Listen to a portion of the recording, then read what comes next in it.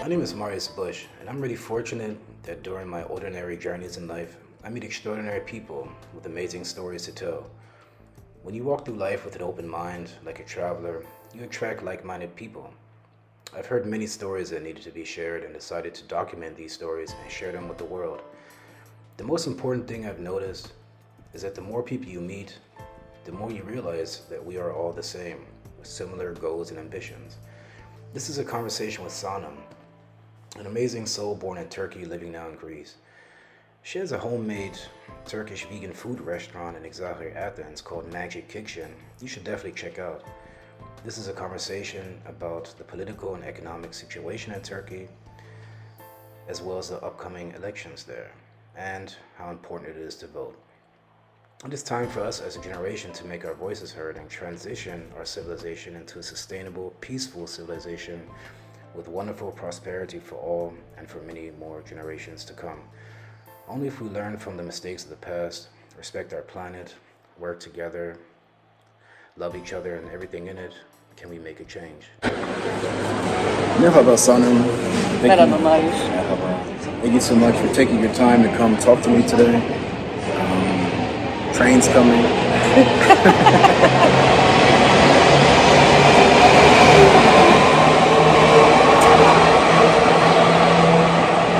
Yeah, it's amazing how we met. It's really nice meeting you. Follow you on Instagram, and I saw that you just got back from Turkey last week, and I saw your story. And then, and I saw these impressions that you got. Really amazing how you got these impressions. And what really fascinated me also was you didn't post it until you got back to Africa. So really amazing. I would like for you to share a little bit about your impressions of Turkey. What made you sad the most, or shocked you the most? What is the message that the people need to hear? Well, the messages depend on the people. There are many messages that need to be heard from that part of the world, but it depends on who you are, which message you need to hear. The most obvious thing is that people have gotten much poorer in a matter of years. In 2018, it was a normal country. You could go out, you could buy things, you could go to third countries, you could travel. Yeah. It was easy. But the currency crisis that started in 2018 with the change of the governmental system, because in 2017 Turkey switched from a parliamentary system to a presidential system with only 51.5% of the votes in the referendum. And since the change of system, economy has been going horribly bad. And it's actually strange because the whole change of system was defended, was supported through the argument that a strongman government, a presidential government, makes it easier to make decisions, and therefore it makes for a better government. But what we see is that it made for a horrible government. They managed to create a banana republic in the matter of a few years. And everyone is much poorer. The Turkish passport has lost its value. So people cannot travel abroad, and the more you cannot travel abroad, the more illegal immigration starts to take hold, because there are many people who don't see a future for themselves in Turkey anymore because of the situation, economic and political, and they want to look for their future elsewhere, which is their right. You're right. Yeah. I met many Turkish people like you here, and that's what fascinated me the most. I came here 4 years ago to Greece and met real Turkish people from Turkey and from Berlin. I had a lot of Turkish friends from Berlin. Got their political views, and they all came here because of the politics. Intelligent people. Turkey lost, their future. The people that could lead the country, teach the country, engineers. So, who are the people that stayed behind? How do they feel? Like everything got more expensive, like you said. But, I mean, they must be. They also want to leave, or who's going to stay there? Like, what's the future? You got the elections coming.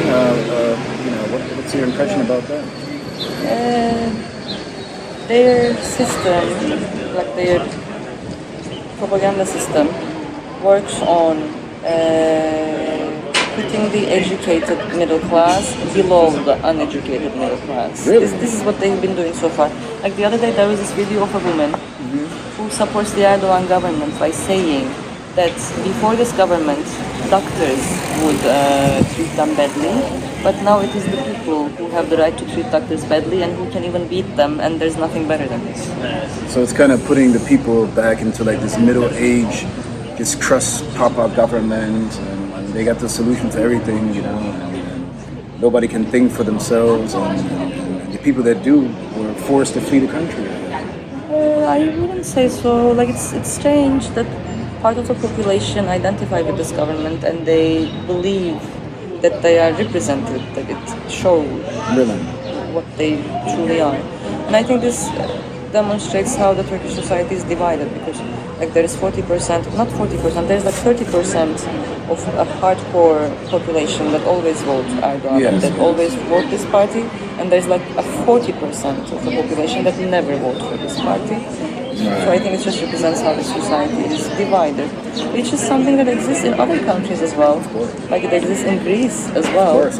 But since like they didn't have an axis of evil coming to power, like this government we have right now in Turkey, things didn't get to such a horrible condition. But it doesn't mean that this will not happen in other countries as well. Of course. That's and why I think that the Turkish example is important. Exactly. Because it has been repeated in other places and it will be repeated.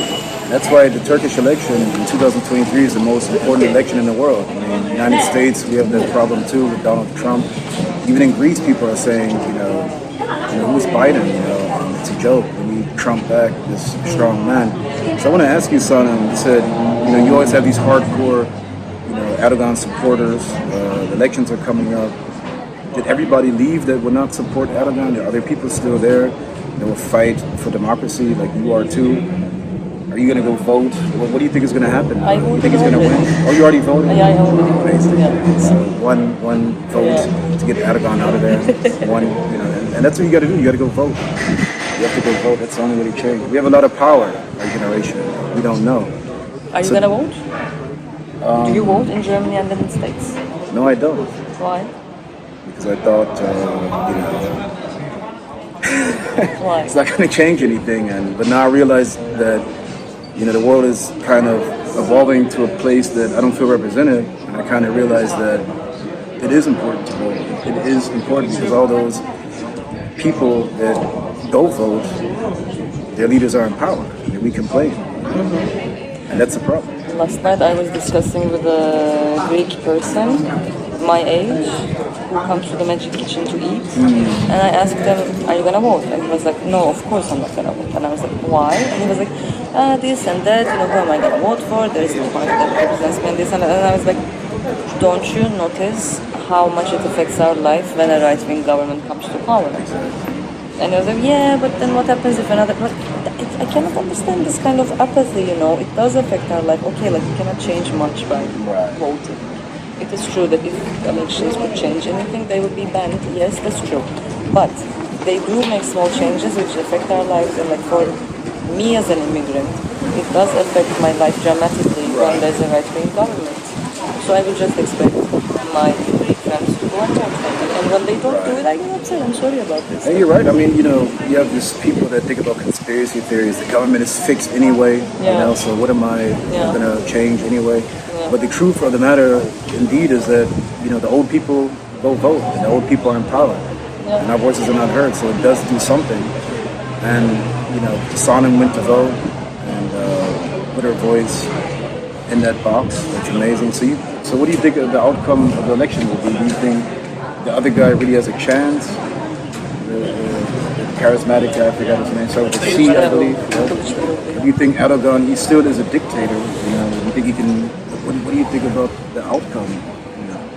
Does it have a chance of democracy in Turkey? We are talking about democratic procedures which are still being held. The basic democratic procedures were never cancelled. Right. They are still kept, at least in the not general shape. Mathematically, I believe it's impossible for Erdogan to take this election. You think so? It's impossible, mathematically. But they have all the powers of the government in their hands. They have all of the executive powers, and we don't know what they're capable of doing. You had And a I coup in think- Istanbul, I saw jets flying in the videos that time Yeah. after burn. I was like, oh my God. Yeah. You think something like that can happen again? You think Erdogan would go that far to keep into power? I don't know. He's really, he doesn't care. He buys, S-400 rockets from Russia once America, and I think he thinks maybe he could do what he wants. I think there could be a coup d'etat or something, to get back, No power is able to continue without a certain legitimacy. And this government always remained in power through the legitimacy that they had the majority of the votes and they were supported by the majority of the people. Even though they rarely got more than 50%, there was no other party that got more than they did. Right. So they were claiming that they're the most representative, the most desired party in the country, so that's why they were governing. And if they lose this legitimacy, then they will lose their power. No matter what they do, like they can do whatever they want, they can put in force as much as violence as they want, they will not be able to keep their power. So I think what they will do is to try to win the elections somehow. I hope they do. Like we will see in a few days what's gonna happen. I can't wait to see it, and I think that we do have a chance because it's a generational crisis that we have. Obama was recently traveling in Germany, and he said, he's really honored to see a lot of young people. He thinks that we can change the generation. Our generation can change this world for the better.